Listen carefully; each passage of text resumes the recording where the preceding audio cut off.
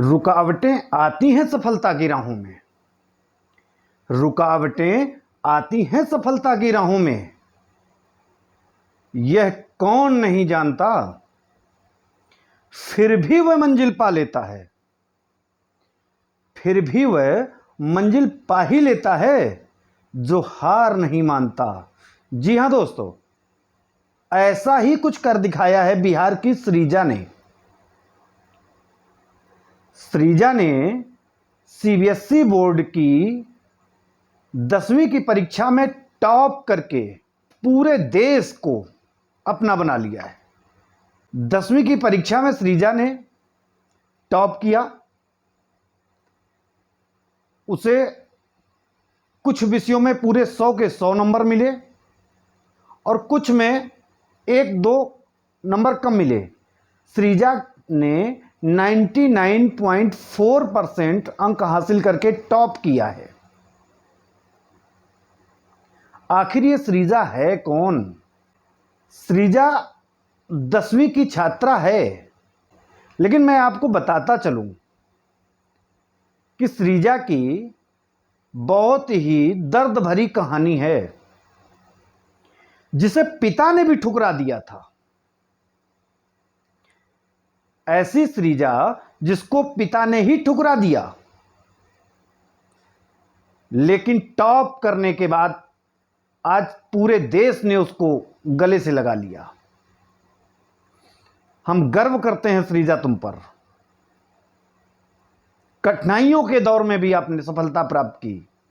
लगभग 5 वर्ष की उम्र में सृजा की मां की अचानक मौत हो जाती है। वहीं सृजा के पिता ने दूसरी शादी कर ली। दूसरी शादी के बाद सृजा लगभग 5 वर्ष की उम्र में ही मां और बाप दोनों के प्यार को खो देती है। दूसरी शादी के बाद पिता ने सृजा को घर से निकाल दिया। जब घर से निकाल दिया, सृजा के नाना नानी को सूचना दी गई। वो आए और सृजा को अपने घर ले गए। महज 5 वर्ष की उम्र थी उसकी।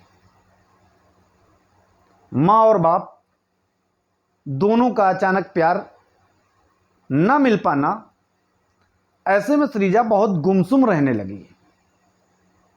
नाना नानी ने काफी प्रयास किया, उसको स्कूल भेजना शुरू किया, उसकी हर सुख दुख का ध्यान रखते थे, लेकिन मां और बाप का स्थान कोई दूसरा नहीं ले सकता है।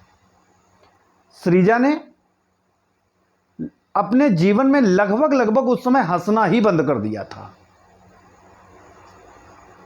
ऐसी स्थिति में सृजा के 2 मामा हैं। उन लोगों ने उसको कथक डांस सिखाने की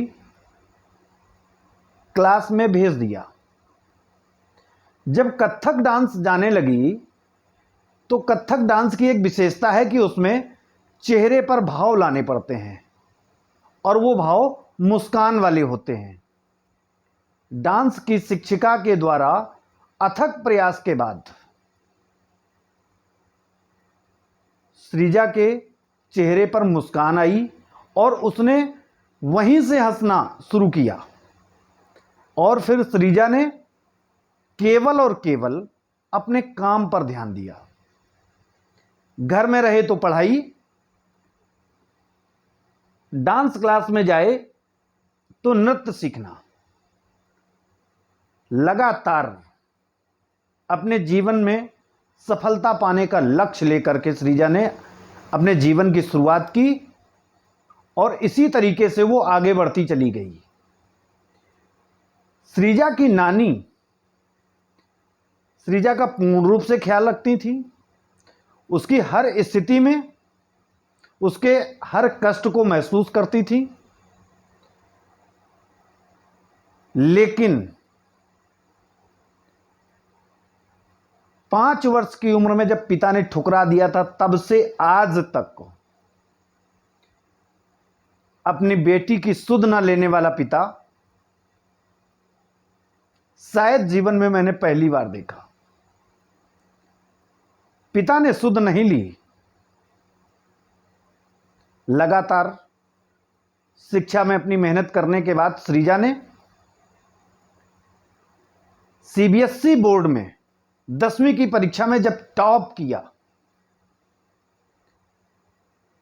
तो सृजा के पिता ने संपर्क करने का प्रयास किया, लेकिन ना तो नानी के माध्यम से और ना ही दोनों मामा के माध्यम से सृजा के पिता और सृजा की बात हो सकी। इतने के उपरांत भी सृजा के पिता ने सृजा से मिलकर के बधाई देना उचित नहीं समझा। धिक्कार है ऐसे पिता को। वहीं सृजा की नानी ने सृजा की सफलता पर अत्यधिक खुशी जाहिर की। दोनों मामा अत्यधिक खुश दिखाई दिए। सृजा की नानी ने तो यह कहा कि आज मैं सौभाग्यशाली हूं, जो खुशी इसके पिता के घर में होनी चाहिए वह खुशी मेरे घर पर इसलिए है क्योंकि इसके पिता ने ऐसे कृत्य किए और मुझे अपनी बेटी पर गर्व है। नानी और मामा सृजा को अपनी बेटी की तरह ही पाल रहे हैं। सृजा, हमें भी आप पर गर्व है। निश्चित है आपने कठिनाइयों का दौर देखा, लेकिन आप यूं ही निरंतर सफलता की ओर आगे बढ़ें। इस सफलता के बाद सृजा की नानी ने क्या कहा यह भी हम आपको सुनवाते हैं। आज हम बहुत खुश हैं कि मेरी बेटी नाम रोशन कर दे। सुनने वाला को आँख में लगा होगा कि क्या कर दिए हम तो पाल लिए, अब पछताओ तुम। किसके बारे में बोल रही हैं? दामाद के बारे में बोल रहे हैं। पछताएगा ही ना कि छोड़ दिए याद। आज तो हम बहुत खुश हैं। आज ही जो हो रहा है उन्हीं के दरवाज़ा पर होता। आज मेरे दरवाज़ा पर हो रहा तो हम जैसा कौन भाग्यशाली होगा। मतलब बेटी के मरने के बाद दामाद जो थे वो छोड़ दिए थे बस? कभी नहीं आए। दूसरी शादी कर लिए? उससे शादी कर लिए और कभी नहीं आए। बच्चों को देखने के लिए कभी नहीं आए। तो आज तो हम भाग्यशाली निकले। तो जी हां दोस्तों, आपने सुना सृजा की नानी ने क्या कहा। सृजा, हम आपको एक बार फिर से हृदय की गहराइयों से आपकी सफलता की कामना करते हैं। आप यूं ही लगातार जीवन में सफलता के पथ पर अग्रसर रहें। नमस्कार मित्रों, अगली वीडियो तक हाजिर होने के लिए हम आपसे विदा लेते हैं और एक निवेदन आपसे कि कृपया हमारे चैनल को सब्सक्राइब जरूर करें। धन्यवाद मित्रों।